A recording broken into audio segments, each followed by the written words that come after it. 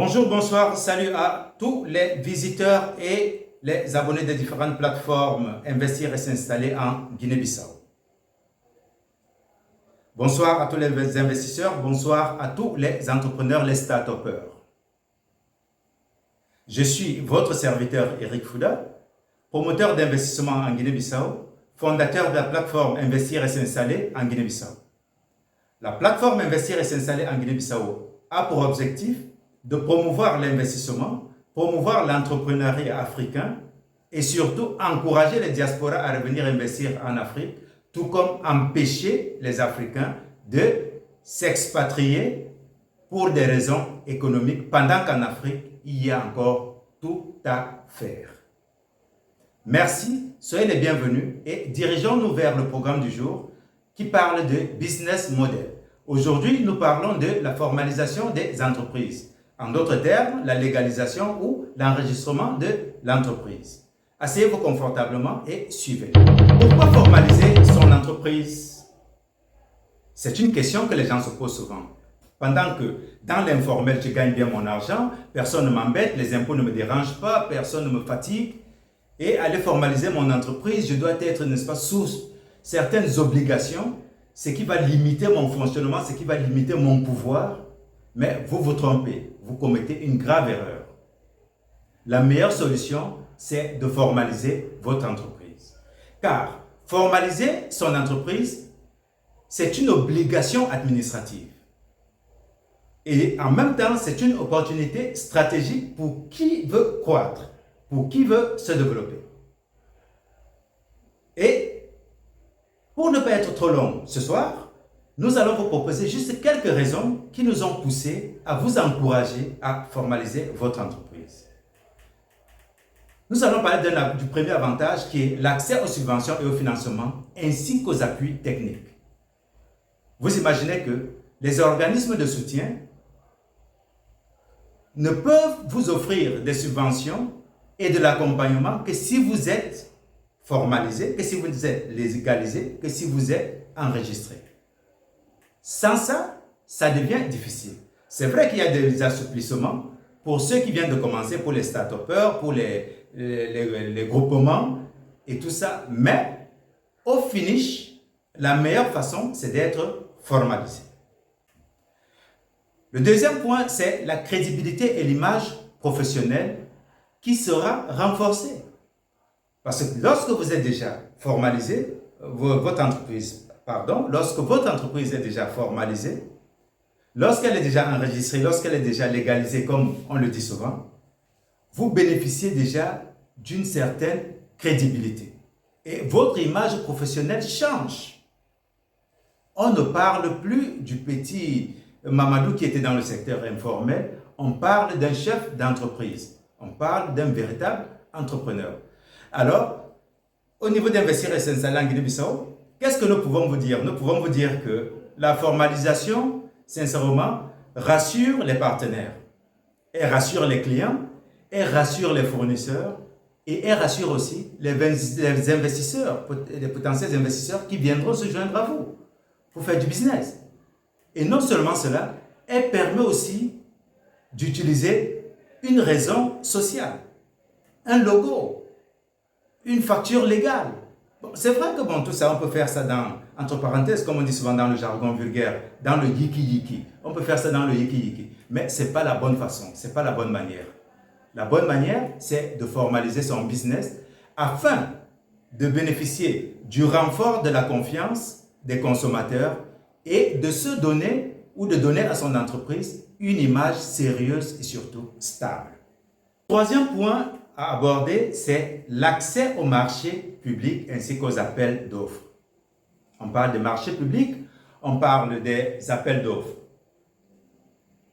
Comment allez-vous participer à un appel d'offres ou un marché public lancé par un gouvernement, par une collectivité locale, par une ONG, par certains partenaires techniques ou financiers? Comment allez-vous participer si vous n'êtes pas formalisé? Oh, je dirais votre business. Si votre business n'est pas formalisé, comment est-ce que ce sera possible? Vous me direz que certains le font, ils ne sont pas formalisés, mais ils ont bénéficié des subventions. Je dis bien, ça, ce sont des cas exceptionnels. C'est des petits soutiens qui arrivent souvent aux groupes organisés pour leur permettre d'avancer vers la formalisation. Mais ça ne veut pas dire que c'est comme ça que ça fonctionne. Donc, retenez que seules les entreprises formellement constituées peuvent participer au concours public. Pour quelle raison?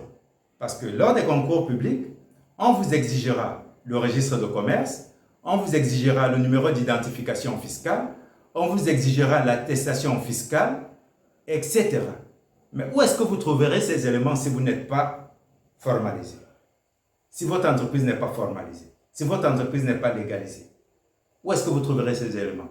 Ce ne sera pas possible. En quatrième point, nous allons parler de la protection juridique. Juste pour vous rappeler que le nom de l'entreprise devient protégé légalement contre les imitations, contre d'éventuelles fraudes, lorsque l'entreprise est formalisée, lorsqu'elle est légalisée, lorsqu'elle est enregistrée. Et en plus, le promoteur peut bénéficier, n'est-ce pas, d'un cadre légal pour régler certains litiges commerciaux. Parce que si votre business n'est pas enregistré, il n'est pas légalisé, et qu'il arrive un litige commercial, vous êtes obligé d'assumer vous-même la responsabilité. Des juristes viendront sur ce plateau un jour nous parler de cette réalité. Alors, lorsque l'entreprise bénéficie de la protection juridique, elle bénéficie aussi de la possibilité de rédiger des contrats en toute légalité. Donc, vous voyez un peu, autant d'avantages existent dans la légalisation de l'entreprise. Donc, au lieu de continuer de faire le business en yiki-yiki, en catimini, comme on a l'habitude de faire parce qu'on veut gagner tout seul, mais pensons à notre évolution, pensons à notre développement, pensons à la vision ample que nous avons de notre initiative, surtout notre contribution au développement du pays. Parce que franchement, en restant dans le secteur informel, on s'aide soi-même, mais on n'aide pas le pays à avancer. Notre cinquième point sera la croissance et le développement de l'entreprise. Nous parlons ici du développement durable parce que nous ne sommes pas là pour les choses d'aujourd'hui. Une entreprise est créée pour 99 ans. Cela suppose que lorsque nous la créons, nous ne la créons pas pour nous. Parce que la majorité d'entre nous, même s'ils vivront 99 ans, mais après les 99 ans, ils ne seront plus en mesure de tenir la gestion de cette entreprise. Déjà au-delà de 30 ans de service au sein d'une entreprise, on s'épuise. On n'a plus la capacité de continuer. Donc il faut viser plus loin. Il faut penser à aujourd'hui, penser à demain, penser à après-demain. Donc vous, vos successeurs et les successeurs de vos successeurs. C'est pour ça qu'il faut penser au développement durable de l'entreprise. Ainsi, la formalisation, à notre avis, vient faciliter la croissance structurée, bien sûr. Elle vient faciliter la croissance structurée. Par exemple, dans l'embauche du personnel, ou par exemple lors de la levée des fonds, ou l'obtention, par exemple, de certains partenariats, si on n'est pas légalisé, ça pose problème. Comment est-ce que ça va se passer? Il faut en ce moment commencer par faire une alchimie que peut-être ne pourra pas marcher si l'institution en face est rigoureuse, et même si elle devrait marcher, peut-être vous pouvez perdre parce que vous serez obligé d'aller sous couvert de quelqu'un d'autre. Et c'est l'opportunité perdue pour vous. Et la formalisation aussi va permettre à l'entreprise l'accès, par exemple, à des services d'accompagnement dans la formation. C'est vrai, vous me direz que okay, si moi je veux me former, ok, il y a des formations qui sont organisées en ligne, elles sont gratuites, je vais là-bas, je vais m'enregistrer et tout. Mais il y a l'accompagnement institutionnel avec des experts pour votre entreprise qui va vous permettre de gagner beaucoup plus en expérience et mener à bien votre projet entrepreneurial ou votre projet d'investissement. En point 6, toujours dans le même élan d'encouragement à formaliser son business, parce que nous savons que beaucoup de nos jeunes frères, beaucoup de nos amis, quand vous leur parlez de la formalisation d'entreprise, ils vous disent, ben, écoutez, Moi, cette histoire de formalisation, c'est une perte de temps. Moi, je fais mon business, je gagne mon argent. J'ai dit, tous ceux qui pensent ainsi, c'est ceux qui pensent à court terme. Mais si vous pensez à long terme, si vous pensez à véritablement grandir, à devenir une référence dans votre domaine entrepreneurial, la formalisation devient indispensable. C'est un outil de travail. C'est un outil de travail. Ce n'est pas une faveur que vous faites à quelqu'un. C'est un outil de travail. Comprenez en plus que c'est une exigence administrative, sans quoi vous êtes en train de passer outre la loi. Donc, pensez à formaliser votre business. Donc, en sixième position, nous avons les avantages fiscaux progressifs. Et nous les appelons comme ça, pourquoi? Parce que c'est en fonction du statut choisi. Comme nous savons, il y a beaucoup de catégories d'entreprises. Nous reviendrons là-dessus lors de nos prochaines éditions et peut-être même avec des spécialistes qui nous en parleront.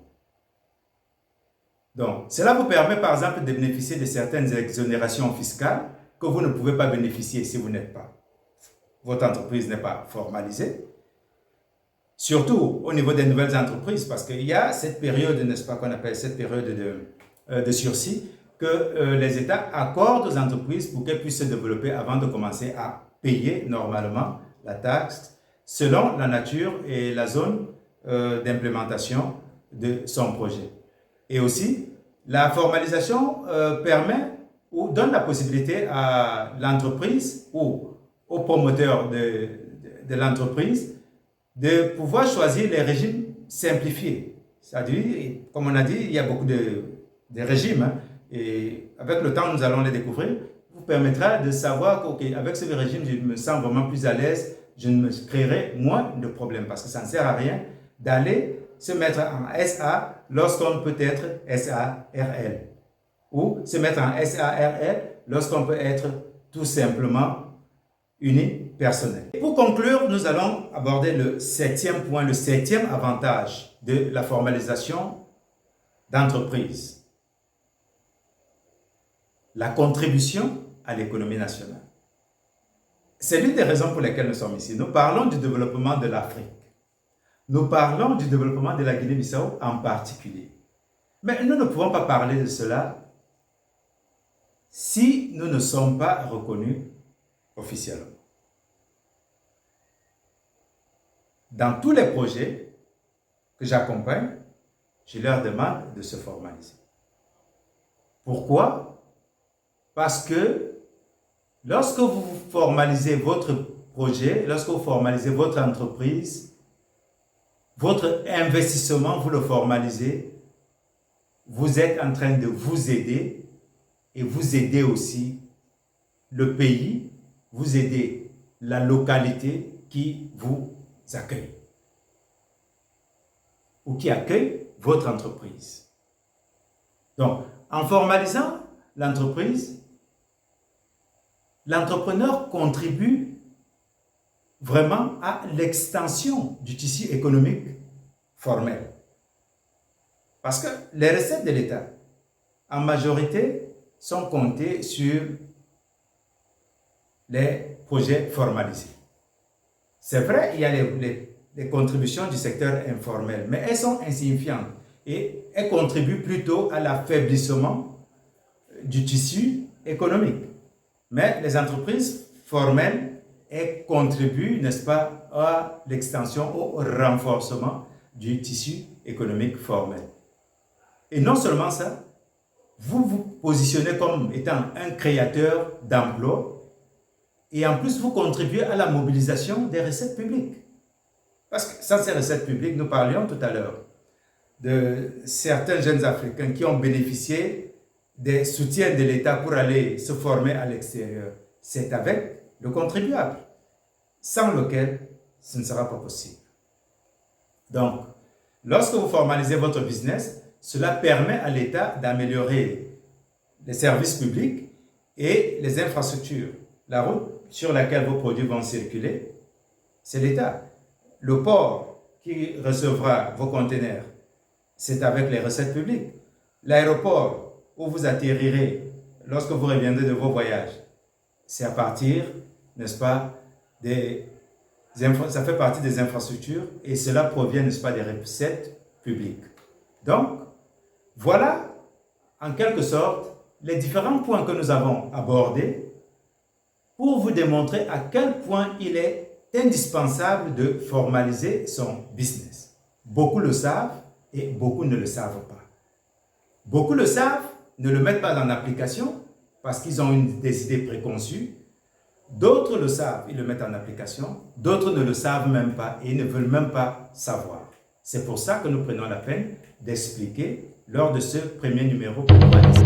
Chers visiteurs des différentes plateformes d'investir et s'installer en Guinée-Bissau, chers abonnés, ainsi s'achève ce premier numéro de Business Model, un programme qui encourage les jeunes entrepreneurs à formaliser leur entreprise, qui encourage les jeunes entrepreneurs à se mettre en règle avec les exigences administratives en matière de business. N'oubliez pas que nous sommes ici pour parler du développement de l'Afrique, pour parler particulièrement du développement de la Guinée-Bissau. Et pour cela, n'hésitez pas à poser un like, n'hésitez pas à partager avec vos contacts, n'hésitez pas à en parler aux autres, car c'est ensemble que nous voulons construire cette communauté. Rendons cette communauté forte, rendons cette communauté nombreuse, faisons atteindre notre voix le plus loin possible. Portons plus loin possible l'écho, le retentissement de cette grande communauté. Je me tournerai avant de partir vers nos frères panafricains. Le panafricanisme ne doit plus être juste une notion politique. Le panafricanisme ne doit plus être juste une petite notion de revanche. Le panafricanisme doit s'exprimer à travers des actes concrets. Et pour cela, nous avons déjà des modèles que je ne citerai pas ici, mais qui font déjà beaucoup pour le développement de l'Afrique, pour l'émancipation de l'Afrique. Avant de partir, je salue le peuple du Burkina Faso. La patrie ou la mort, vous vaincrez.